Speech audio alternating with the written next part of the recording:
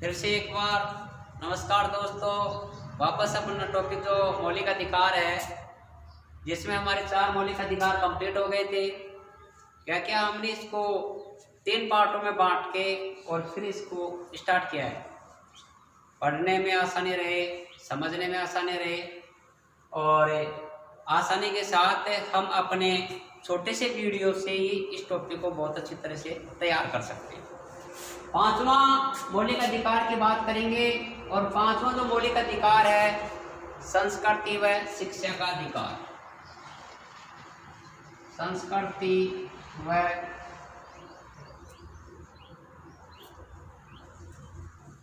शिक्षा का अधिकार। आर्टिकल 29 से आर्टिकल 30।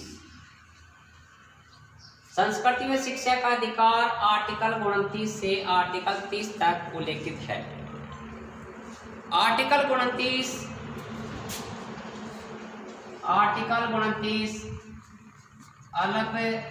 अल्पसंख्यकों के वर्गों को। आर्टिकल 29 ये कहता है अल्पसंख्यकों के वर्गों को संरक्षण प्रदान करना। आर्टिकल 29 अल्पसंख्यक के वर्गों को संरक्षण प्रदान करना। निवास को लेकर के जो अल्पसंख्यक हैं, आर्टिकल 29 ये कहता है राज्यों में निवास करने वाले, राज्यों में निवास करने वाले, राज्यों में निवास करने वाले सभी नागरिकों को अपनी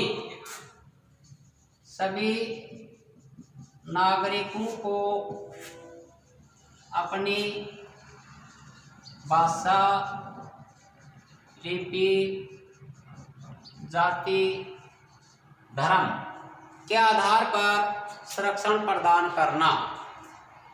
या सभी नागरिकों को अपनी भाषा, लिपि, जाति, धर्म, संस्कृति को बनाए रखने का अधिकार प्रदान करना। राज्यों में निवास करने वाले सभी नागरिकों को अपनी भाषा, लिपि, जाति, धर्म, संस्कृति को बनाए रखने का अधिकार प्रदान करना। ध्यान देने की बात यह है कि जो संस्कृति और शिक्षा का अधिकार है वो पूर्ण रूप से अल्पसंख्यकों के ऊपर बल देता है। आर्टिकल 29 और 30 दोनों अल्पसंख्यकों के ऊपर बल देते हैं। नंबर 2, इसी में राज्यों के द्वारा घोषित सहायता राज्यों के द्वारा घोषित सहायता से किसी को वंचित नहीं किया जा सकता है। राज्यों के द्वारा घोषित सहायता से किसी को वंचित, यानी कहने का मतलब है कि राज्यों के द्वारा जो समय समय पर प्राप्त होने वाली सहायताएं हैं, सरकारों के द्वारा जो समय समय पर दी जाने वाली सहायताएं हैं, उनमें किसी भाषा, जाति, धर्म, संस्कृति को लेकर के किसी भी प्रकार का भेदभाव नहीं किया जाएगा। यह आर्टिकल 29 के भाग 2 में कहा गया है। एक राज्यों में निवास करने वाले जो नागरिक हैं उसको अपनी भाषा, लिपि, जाति, धर्म और संस्कृति को बनाए रखने का पूरा अधिकार प्राप्त होना आवश्यक है। आर्टिकल 30 शिक्षा संस्थानों की स्थापना। आर्टिकल 30 ये कहता है शिक्षण संस्थानों की। आर्टिकल 30 ये कहता है शिक्षण संस्थानों की स्थापना और उनका प्रबंधन करने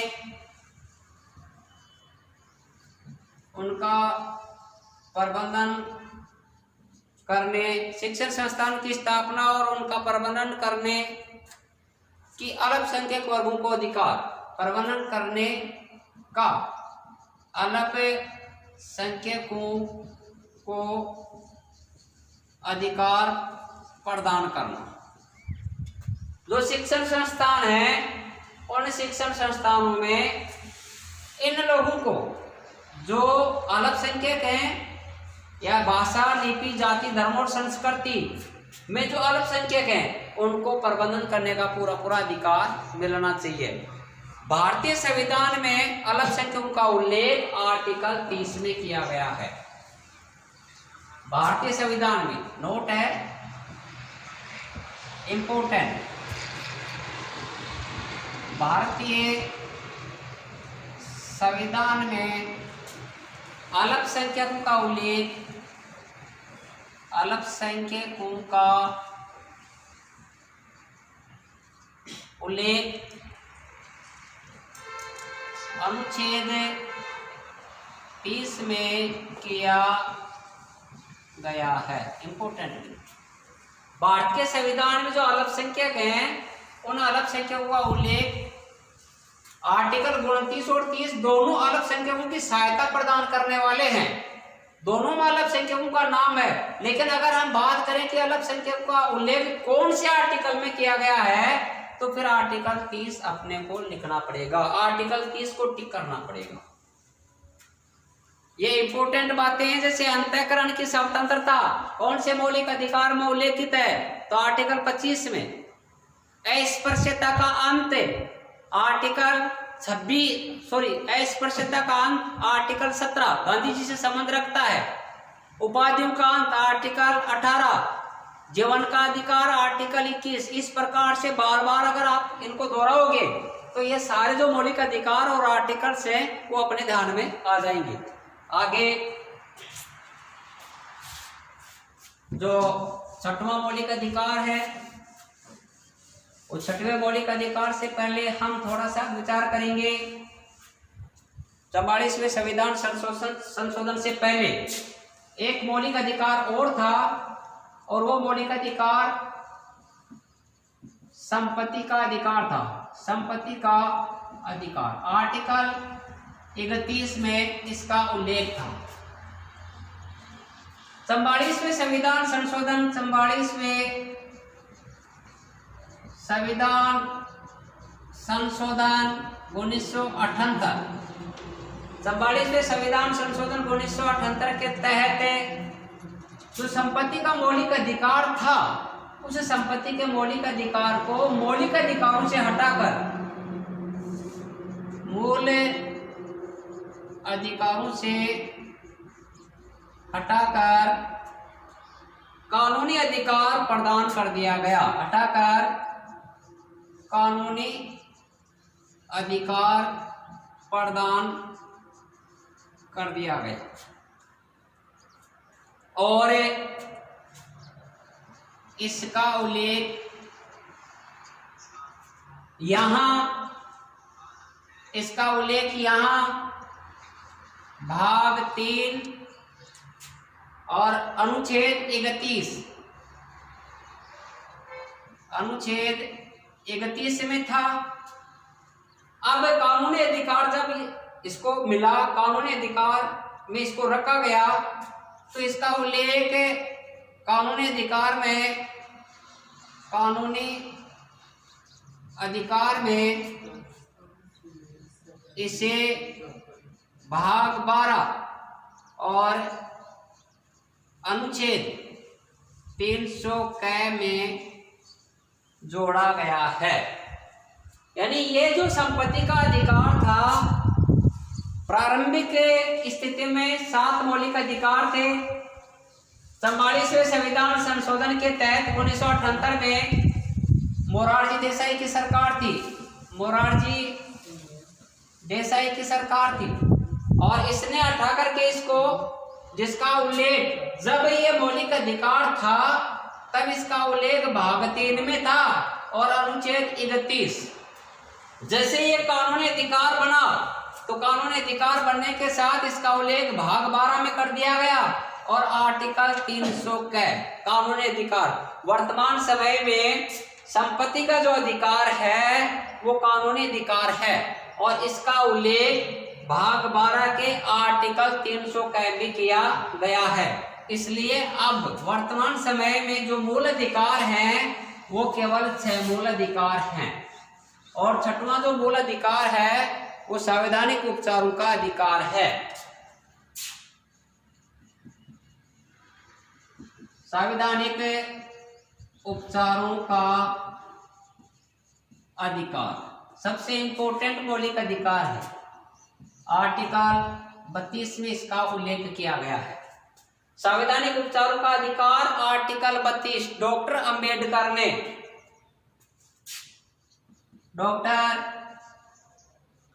भीमराव अंबेडकर ने इसे संविधान की आत्मा कहा है। इसे संविधान की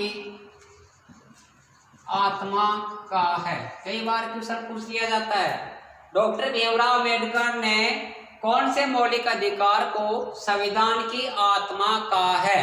तो जो छठवां मौलिक अधिकार संवैधानिक उपचारों का अधिकार, संवैधानिक उपचारों के अधिकार को जिसका उल्लेख भाग 3 के आर्टिकल 32 में किया गया है, इसे संविधान की आत्मा कहा गया है। संविधान के जो मूल अधिकार हैं, मूल अधिकारों में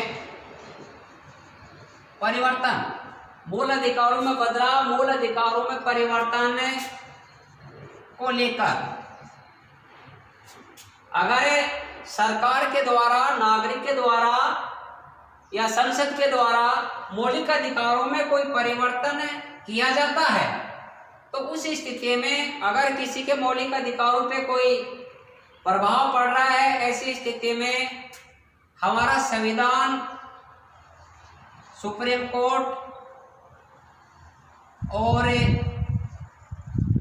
हाई कोर्ट, इन दोनों को कुछ रिटें निकालने का अधिकार प्रदान करता है। सुप्रीम कोर्ट और हाई कोर्ट को मुख्यतः 5 प्रकार की रिटें निकालने का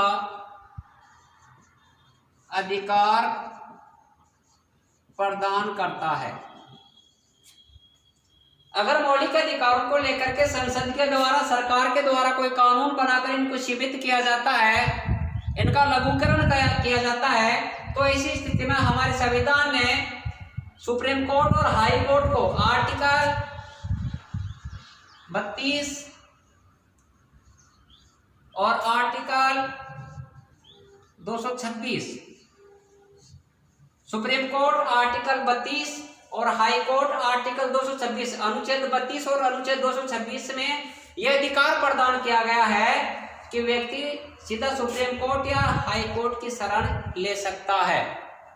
ये रिटें जो हाई कोर्ट और सुप्रीम कोर्ट के द्वारा 5 प्रकार की रिटें जारी की जाती हैं, वो निम्न प्रकार से है। यानी कहने का मतलब है, तो संवैधानिक उपचारों का अधिकार है जिसका उल्लेख आर्टिकल 32 में किया गया है। भीमराव अंबेडकर ने इसको संविधान की आत्मा माना है। अगर मूल अधिकारों को सीमित करने की कहीं पर बात आती है, तो ऐसी स्थिति में संविधान सुप्रीम कोर्ट और हाई कोर्ट को आर्टिकल 32 और आर्टिकल 226 के तहत कुछ रिटें निकालने का अधिकार प्रदान करता है। वो रिटें निम्न प्रकार से है। जैसे नंबर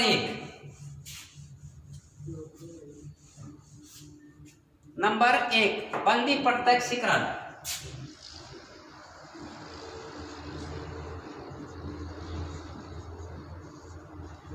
बंदी प्रत्यक्षीकरण, हेबियस कॉर्पस, अंग्रेजी में इसको हेबियस कॉर्पस, बंदी प्रत्यक्षीकरण, हेबियस कॉर्पस, क्योंकि कई बार अंग्रेजी का नाम पूछ लिया जाता है, तो यह नाम भी विशेष रूप से अपने को ध्यान में रखना है। हेबियस कॉर्पस, बंदी प्रत्यक्षीकरण में यह कहा गया है कि जिस व्यक्ति को बंदी बनाया जाता है, जिस व्यक्ति को बंदी बनाया जाता है, उसे सशरीर न्यायालय के समक्ष पेश करना, उसे सशरीर न्यायालय के सम्मुख पेश करना। जो पहली रिट है वो बंदी प्रत्यक्षीकरण है, हेबियस कॉर्पस। जिस व्यक्ति को बंदी बनाया जा रहा है, जिस व्यक्ति को बंदी बनाया गया है, उसको सशरीर न्यायालय के सम्मुख पेश करना बंदी प्रत्यक्षीकरण में स्पष्ट किया गया है। नंबर 2, परमादेश। परमादेश अंग्रेजी में मैडेमस। परमादेश अंग्रेजी में मैडेमस। इस रिट का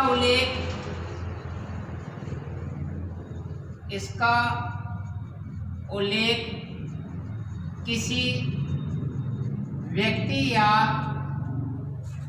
संस्था के द्वारा, किसी व्यक्ति या संस्था के द्वारा अपने कर्तव्य का पालन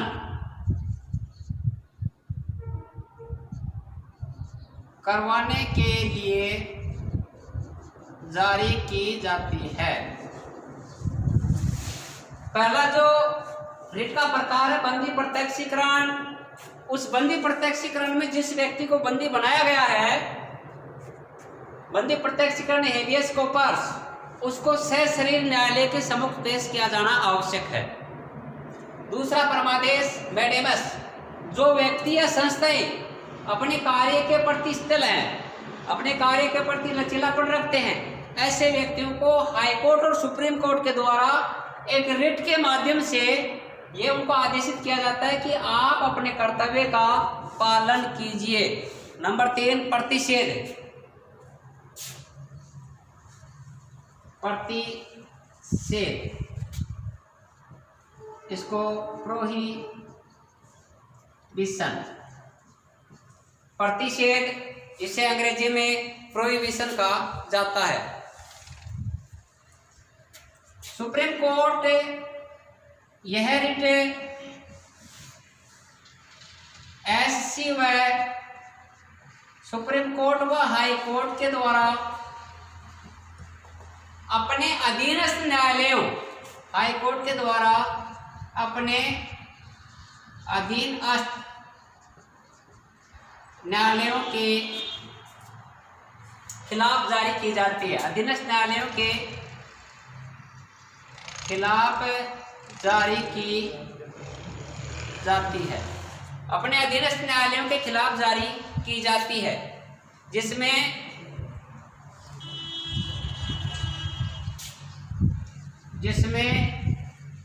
किसी प्राकृतिक कानून या अधिकार, जिसमें किसी प्राकृतिक कानून, अधिकार या नियम, अधिकार या नियम का उल्लंघन हो रहा हो। तीसरी जो रिट है प्रतिषेध, जिसको प्रोविजन कहा जाता है। अब कहने का मतलब यह है कि जो 3 प्रकार की रिटें हैं अलग अलग काम कर रही हैं। जैसे बंदी प्रत्यक्षीकरण है, इसका यह कब जारी की जाती है, इसका क्या उपयोग है, तो यह ऐसी स्थिति में जारी की जाती है कि जिस व्यक्ति को बंदी बनाया गया है उस व्यक्ति को सशरीर न्यायालय के सम्मुख पेश किया जाना आवश्यक है। परमादेश, जिसको मैडेमस कहते हैं, इसका क्या उपयोग है, यह कैसी स्थिति में जारी की जाती है, तो जो परमादेश है वो व्यक्ति या संस्था को अपना कर्तव्य करवाने के लिए उसको इंगित करती है कि आप अपने कर्तव्य का पालन करें।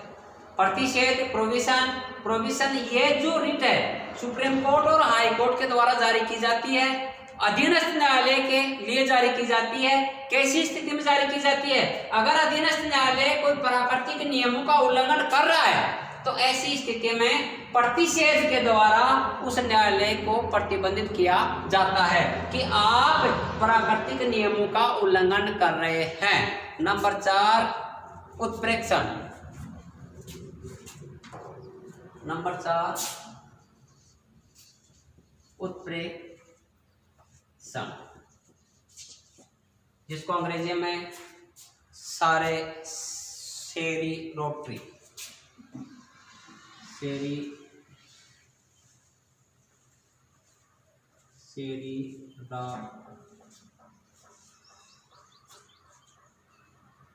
सेरीरोटरी, उत्प्रेक्षण सेरीरोटरी, अंग्रेजी में जिसको सेरीरोटरी कहते हैं।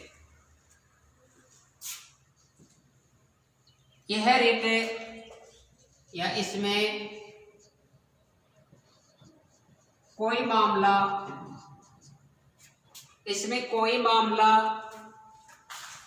जो नीचे की अदालतों में चल रहा है, कोई ऐसा मामला जो नीचे की अदालतों में चल रहा है, हाई कोर्ट और सुप्रीम कोर्ट उत्प्रेक्षण सेरीरोटरी के माध्यम से उस मामले को अपने पास मंगवा सकते हैं। इसमें कोई मामला जो नीचे की अदालतों में चल रहा है, एससी व एचसी के द्वारा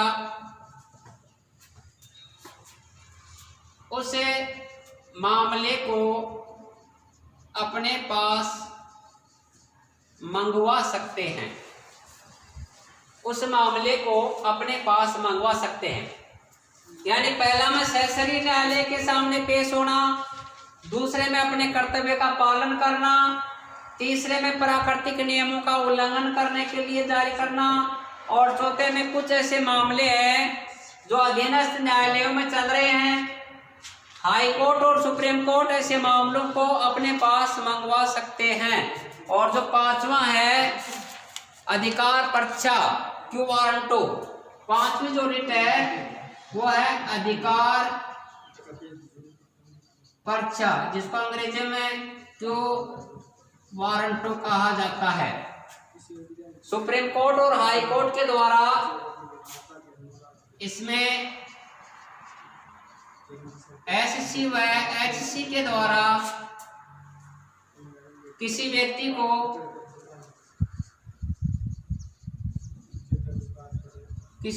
को पद प्राप्त करने के बारे में पूछ सकते हैं, किसी व्यक्ति को पद प्राप्त करने के बारे में पूछ सकते हैं। यानी कहने का मतलब किस अधिकार से आपने पद प्राप्त किया है, किस अधिकार से आपने पद की प्राप्ति की है। ये 5 प्रकार की जो रिटें हैं, संवैधानिक उपचारों का अधिकार आर्टिकल 32 में उल्लेख है। संवैधानिक उपचारों के अधिकार का उल्लेख आर्टिकल 32 में किया गया है, जिसमें हाई कोर्ट और सुप्रीम कोर्ट निम्न 5 प्रकार की रिट जारी करते हैं। बंदी प्रत्यक्षीकरण, हेबियस कॉर्पस, सेशरी न्यायालय के सामने पेश होना, परमादेश मेडिमस, कर्तव्य का पालन करना, प्रतिषेध प्रोविजन, प्राकृतिक नियमों का उल्लंघन करने के लिए उत्प्रेक्षण, नीचे की अदालतों में चलने वाले जो मामले ऊपर की अदालतों में अपने पास मंगवाना, अधिकार पर्चा, आपने किस अधिकार से इस पद को प्राप्त किया है।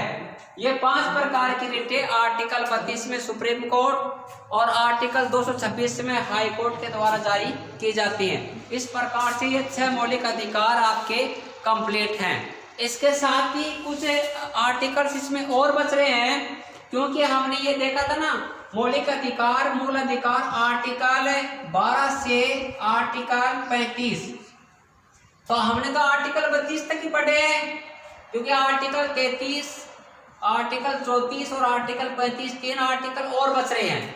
बेसिक चीजें मैं इन 3 आर्टिकल की और बता देता हूं।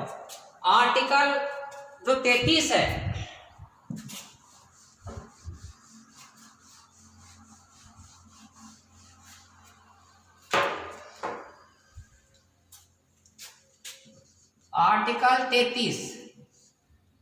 आर्टिकल 33 को लेकर यह कहा गया है कि मूल अधिकारों को लेकर संसद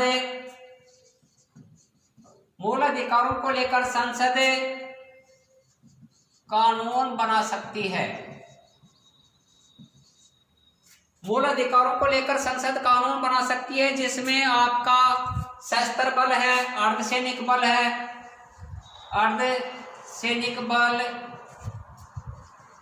सशस्त्र बल इसी के साथ इसमें पुलिस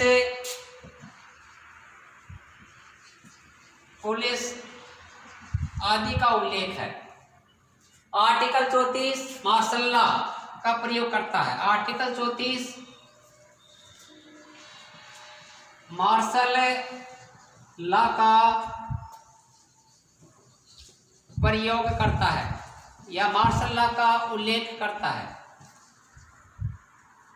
अब जो मार्शल लॉ है यहाँ सेना का शासन, लेकिन ये जो आर्टिकल 34 है, आर्टिकल 34 अलग है आर्टिकल 352 से। ये भी सेना का शासन है और ये भी सेना का शासन है, लेकिन इन दोनों में काफी अंतर है, इसलिए अपने को आर्टिकल 52 का यहाँ कोई उल्लेख नहीं करना है। आर्टिकल 34 मार्शल लॉ है, सैन्य शासन व्यवस्था है। और आर्टिकल 35 इसमें भी संसद ही मूल अधिकारों को लेकर कानून बनाती है। इसमें भी संसद ही मूल अधिकारों को लेकर कानून बनाती है। जैसे राज्य केंद्र शासित प्रदेशों में रोजगार के साधन उपलब्ध करना है, जैसे राज्यों या केंद्र शासित प्रदेशों में रोजगार के साधन उपलब्ध करवाना है। इसी के साथ बाल श्रम का निषेध करना है। इसी के साथ बाल श्रम का निषेध करना है। इसी के साथ अस्पृश्यता का अंत करना है। अस्पृश्यता का अंत करना है। ये सारा काम आर्टिकल 35 में करवाया गया है। ध्यान देने की बात एक और है कि ये जो आपके मूल अधिकार हैं, आर्टिकल का जो सेकंड पार्ट है और सेकंड पार्ट में जो सेकंड लेसन है मौलिक अधिकार और नीति निर्देशक तत्वों का, उसमें पहला टॉपिक अपना कंप्लीट है मूल अधिकारों का। अब एक दूसरा टॉपिक जो शेष बच रहा है नीति निर्देशक तत्व, जिसमें आर्टिकल 36 के बाद में पढ़ेंगे 36 से 51 तक। वो नेक्स्ट वीडियो में मैं आपको उपलब्ध करवा दूंगा और संबंधित जो क्वेश्चन हैं उनका अलग से एक वीडियो या PDF में डाल दूंगा। धन्यवाद।